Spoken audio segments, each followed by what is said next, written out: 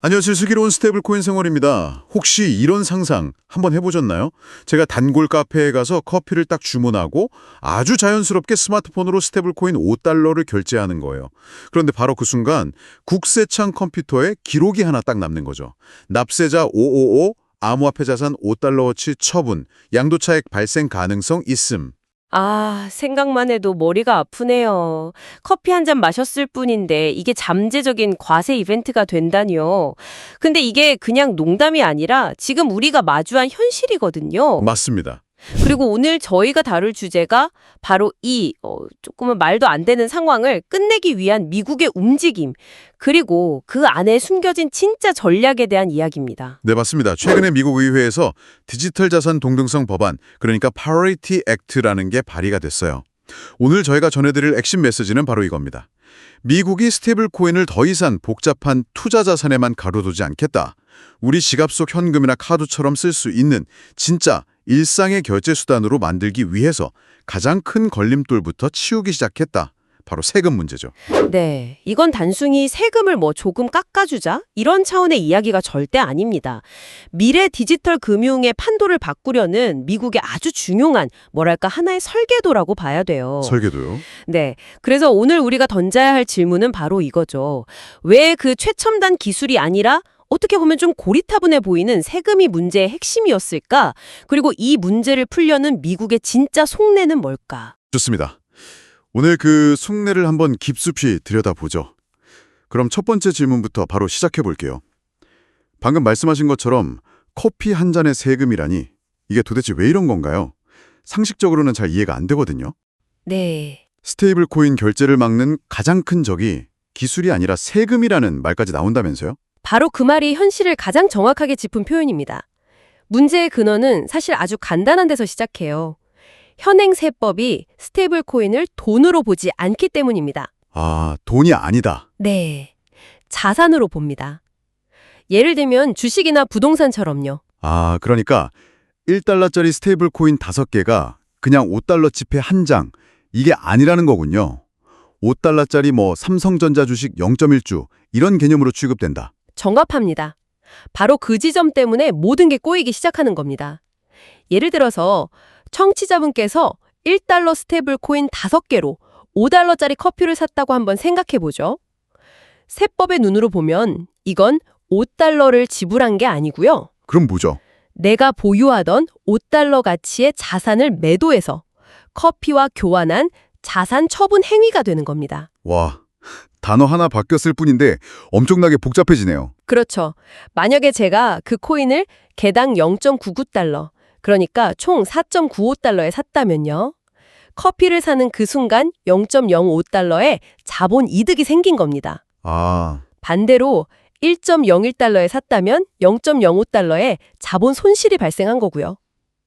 이론적으로는 이 모든 거래 기록을 하나하나 다 장부에 써서 연말에 세금 신고를 해야 하는 거죠. 아니 이건 그냥 귀찮은 수준이 아니잖아요. 사실상 불가능한 일이죠. 매일 수십 번씩 소액 결제를 하는데 그걸 어떻게 다 기록하고 있겠어요? 이건 그냥 쓰지 말라는 얘기나 마찬가지 아닙니까? 바로 그겁니다. 그걸 이제 경제학 용어로 마찰 비용이라고 하거든요. friction cost. 기술이 아무리 매끄러운 결제 경험을 만들어줘도 이 세금이라는 거대한 마찰력이 모든 걸 다 없애버리는 거죠. 그렇군요. 이게 바로 스테이블 코인이 지난 몇 년 동안 해외 송금 같은 그런 제한된 영역을 못 벗어난 거예요. 일상 결제로 확산되지 못했던 가장 근본적인 이유고, 미국 의회가 바로 이 문제의 급소를 정확히 찌른 겁니다. 그렇군요. 문제의 본질이 뭔지 이제 확실히 알겠습니다. 그렇다면 이 페리티 액트라는 법안, 이 불가능해 보이는 문제를 어떻게 해결하겠다는 건가요? 아주 영리하고 또 현실적인 방법을 내놨습니다. 법안의 첫 번째 핵심은 200달러 이하 소액 결제에 대한 안전지대, 즉 세이프 하버를 설정하자는 겁니다. 안전지대요? 네, 쉽게 말해서 200달러, 우리 돈으로 한 27만 원 정도 되죠. 그 이하의 결제에 대해서는 스테이블 코인으로 인한 자본 이득이 생겨도 세금을 안 물겠다, 이겁니다. 오, 200달러? 이 기준이 되게 흥미롭네요. 그러니까 일상적인 소비 영역을 커버하는 금액이잖아요. 커피 사고, 밥 먹고, 책 사고, 온라인 쇼핑하는 거요. 맞습니다. 이 정도는 그냥 세금 걱정 말고 마음껏 쓰세요 하고 길을 터주는 거네요. 네, 여기서 안전지대라는 법률 용어가 굉장히 중요해요. 모든 스테이블 코인 거래를 다 비과세하겠다는 게 아니고요. $200 이하의 개인 간 거래라는 명확한 울타리를 쳐주고 그 안에서는 세금이라는 괴물로부터 안전하게 지켜주겠다는 의미죠. 아까 말씀하신 그 세금 계산의 지옥에서 사용자들을 해방시켜주는 거네요? 가장 직접적이고 강력한 해결책인 셈이죠. 그런데 제가 듣기로는 여기서 진짜 중요한 포인트가 숨어 있다고 들었어요. 이 혜택을 아무 코인에나 다 주는 게 아니라는 점. 네, 바로 그 부분이 미국의 진짜 속내를 들여다볼 수 있는 창문입니다. 이 법안이 제시하는 세금 혜택은 아주 까다로운 조건을 통과한 스테이블 코인에만 적용이 돼요. 어떤 조건인가요? 첫째는 당연히 미 달러의 1대1로 가치가 고정되어야 하고요. 둘째, 그리고 이게 가장 중요한 건데 정부가 정한 특정 규제 그리고 투명성 요건을 완벽하게 충족해야만 합니다. 아하, 그러니까 이건 단순한 세금 감면 정책이 아니라 일종의 당근이군요. 우리가 정한 규칙 잘 따르는 이른바 착한 스테이블 코인에게는 이 엄청난 결제 시장을 열어줄게. 하지만 그렇지 않은 코인들은 혜택 없어. 이런 메시지를 시장에 딱 던지는 거네요. 정확합니다. 그렇게 보니까 판이 완전히 다르게 보이지 않으세요? 네, 그러네요. 이건 미국의 진짜 목표가 무분별한 면세가 아니라는 거죠. 정부의 통제와 감독하에 있는 규제된 결제 스테이블 코인 생태계를 국가 주도로 키우려는 거대한 전략인 게 드러납니다. 와, 사실상 이건 디지털 달러 패권을 향한 미국의 우회로라고 볼 수 있어요. 우회로요? 네. 중앙은행 디지털 화폐 CBDC 개발이 정치적 기술적 문제로 좀 느리잖아요. 그 사이에 서클의 USDC 같은 민간 스테이블 코인을 규제라는 틀 안으로 싹 끌어들여서 사실상의 준 CBDC로 활용하려는 거죠. 단순 세금 법안이 아니라 사실상 디지털 달러 패권 경쟁의 대리전 같은 거군요. 알겠습니다. 이 결제 파트는 정말 큰 그림이 그려지는데 이 법안에 스테이킹 보상에 대한 내용도 있다면서요? 이건 결제랑은 좀 다른 투자 영역의 문제 같은데 왜 한 법안에 묶여 있는 건가요? 아주 좋은 질문입니다. 그 둘이 왜 연결되는지를 이해하면 이 법안의 설계가 얼마나 치밀한지 알 수 있거든요. 두 번째 핵심이 스테이킹 보상 과세 시점 유예인데요. 이걸 이해하려면 먼저 팬텀 인컴, 그러니까 유령소득이라는 개념을 알아야 합니다. 유령소득이요? 이름만 들어도 뭔가 억울한 느낌이 드는데요? 정말 억울한 상황을 만드는 주범입니다. 현재 과세 방식에 따르면 우리가 코인을 스테이킹해서 보상을 받잖아요. 그럼 그 보상 코인이 내 지갑에 들어오는 그 시점에 바로 소득으로 잡혀서 과세 대상이 돼요. 네. 문제는 내가 그 코인을 팔아서 실제 현금화로 바꾸지도 않았는데 세금 고지서부터 날아온다는 거죠. 아, 그러니까 장부상으로는 돈을 벌었는데 내 주머니에 들어온 현금은 1원도 없는 상태에서 세금부터 내야 하는 그런 상황이군요. 맞습니다. 더 최악의 시나리오를 말씀드릴까요? 예를 들어 제가 100만 원어치 코인을 보상으로 받았다고 해보죠. 그럼 소득세로 한 20만 원을 내야 해요. 그런데 제가 세금을 내기 전에 그 코인 가격이 폭락해서 10만 원이 되어버렸어요. 어우, 그럼 저는 실제 수중에 쥔 10만 원보다 더 많은 20만 원을 세금으로 내야 하는 정말 유령한테 돈 뜯기는 상황이 생기는 겁니다. 생각만 해도 끔찍하네요. 저런 리스크가 있다면 누가 선뜻 네트워크에 참여해서 스테이킹을 하려고 하겠어요. 바로 그 지점 때문에 스테이킹 조항이 이 법안에 포함된 겁니다. 페리티 액트는 이 문제를 완전히 없애주는 대신에 과세 시점에 최대 5년까지 연기할 수 있는 선택권을 주자고 제안합니다. 아, 이것도 선택권이군요. 네, 완전 면세는 아니지만 내가 실제로 코인을 팔아서 현금을 손에 쥐었을 때 세금을 낼 수 있도록 약간 숨쉴 구멍을 만들어주는 거죠. 아까 결제 문제에 대한 해결책이랑 구조가 비슷하네요. 완전 면제가 아니라 현실적인 선택권과 안전지대를 만들어주는 방식이요. 맞습니다. 그리고 이게 왜 결제랑 연결되냐면요. 안정적인 스테이블 코인 결제 시스템은 필연적으로 안정적이고 보안이 강력한 블록체인 네트워크 위에서 돌아가야 하잖아요. 그렇죠. 지분 증명, POS 방식의 네트워크는 더 많은 사람들이 스테이킹에 참여할수록 보안이 강해지거든요. 즉, 팬텀 인컴 문제를 해결해서 스테이킹 참여를 유도하는 건 결국 스테이블 코인이라는 결제 인프라의 기초 공사를 튼튼하게 하는 작업과 직결되는 겁니다. 와, 결제라는 지상 건물과 스테이킹이라는 지하 기반을 동시에 강화하려는 아주 치밀한 설계네요. 네, 그렇죠. 정말 짜임새가 대단합니다. 자, 그럼 이 법안이 만약에 지금 내용대로 통과된다고 가정을 해보죠. 시장에는 어떤 일들이 벌어질까요? 한번 시뮬레이션을 돌려보죠.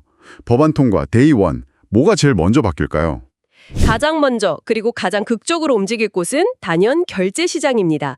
특히 페이팔, 스트라이프, 블록 같은 핀테크 거물들이죠. 아, 기존의 강자들. 네, 이들은 이미 암호화폐 관련 인프라를 다 갖추고 있었어요. 하지만 바로 이 세금 문제 때문에 스테이블코인 결제를 전면적으로 도입하지 못하고 있었던 겁니다.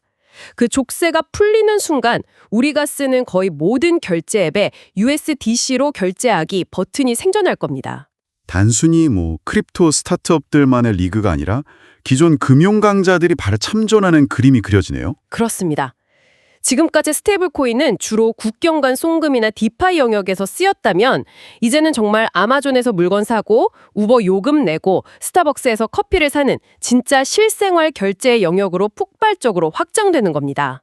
와, 두 번째 변화는 인프라 시장의 재편입니다. 앞서 말씀드렸듯이 이 법안은 규제를 준수하는 스테이블 코인에게만 혜택을 주잖아요. 네네.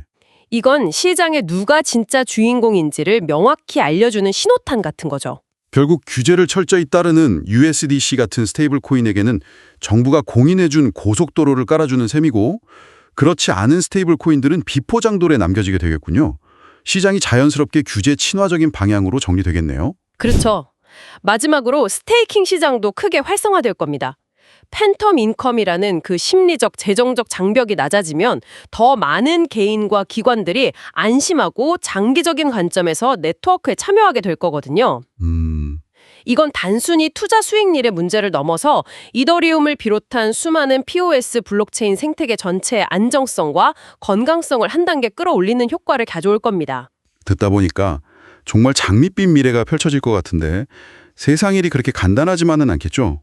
분명히 우리가 좀 신중하게 지켜봐야 할 장애물이나 변수들도 있을 텐데요. 물론입니다. 이건 너무나 중요한 지적이에요. 세 가지 체크 포인트를 꼭 기억해야 합니다. 첫째, 이 법안은 아직 초안 단계입니다. 아, 아직 시작 단계군요. 네, 발의됐을 뿐이고 앞으로 상임 및 심사, 전체 회의 표결 등 수많은 정치적 관문을 통과해야 합니다. 그 과정에서 법안의 핵심 내용이 약화되거나 변질될 가능성은 얼마든지 있죠. 특히 그 200달러라는 금액이나 혜택을 받는 스테이블 코인의 자격 요건 같은 디테일이 어떻게 정해지느냐가 관건이겠네요. 그 기준이 너무 높거나 까다로우면 사실상 유명무실한 법안이 될 수도 있겠어요. 정확합니다. 그게 바로 두 번째 체크 포인트입니다. 악마는 디테일에 있으니까요. 이 자격 요건의 정의가 너무 좁아서 시중에 한두 개 스테이블 코인만 혜택을 받게 된다면 이건 공정한 경쟁 환경 조성이 아니라 특정 기업에 대한 특혜가 될 수 있다는 비판에 직면할 수도 있습니다. 마지막 체크 포인트는 뭔가요? 마지막 세 번째 체크 포인트는 이 법안에 반대할 세력들의 저항입니다. 누가 반대를 할까요? 당장 떠오르는 건 기존 은행이나 카드사들인데요. 자신들의 그 막대한 결제 수수료 수입을 위협하는 경쟁자가 나타나는 거니까요. 맞습니다. 전통 금융권의 로비는 엄청난 변수가 될 수 있고요. 또 다른 잠재적 반대 세력은 의외로 국세청, IRS 같은 세무당국일 수 있습니다. 아, 세금을 걷는 쪽에서요? 네, 새로운 세수원을 확보할 기회라고 봤는데 거기에 안전지대가 생기는 걸 좋아할 리가 없죠. 이들의 반대 논리를 어떻게 극복하느냐도 법안의 운명을 갈 중요한 변수가 될 겁니다. 알겠습니다. 넘어야 할 산이 아직 많군요. 자, 오늘 정말 중요한 법안의 속내를 깊이 파헤쳐봤습니다. 마무리를 할 시간인데요. 오늘 이야기의 핵심을 다시 한번 짚어주시죠. 오늘 우리가 살펴본 미국의 페리티 액트는 단순히 세금을 깎아주는 법안이 절대 아닙니다.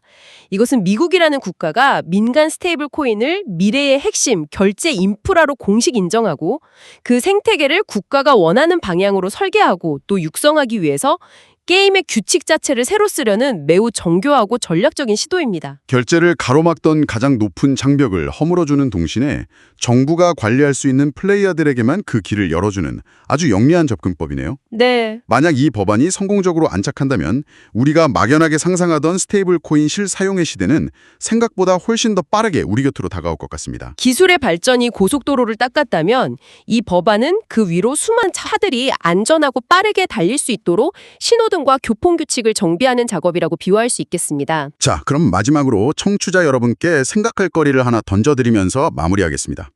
만약 내일 당장 여러분 지갑 앱에 있는 스테이블 코인으로 아무런 세금 걱정 없이 편의점에서도 온라인 쇼핑몰에서도 자유롭게 결제할 수 있게 된다면 여러분의 결제 습관은 어떻게 바뀔까요? 그리고 그 수많은 사람들의 작은 습관 변화가 모여서 지난 수십 년간 결제 시장을 지배해온 거대한 은행과 카드사들의 아성에 과연 어떤 균열을 일으키게 될까요? 한 번쯤 진지하게 상상해볼 만한 미래의 모습입니다. 지금까지 슬기로운 스테이블 코인 생활이었습니다. 감사합니다. 감사합니다.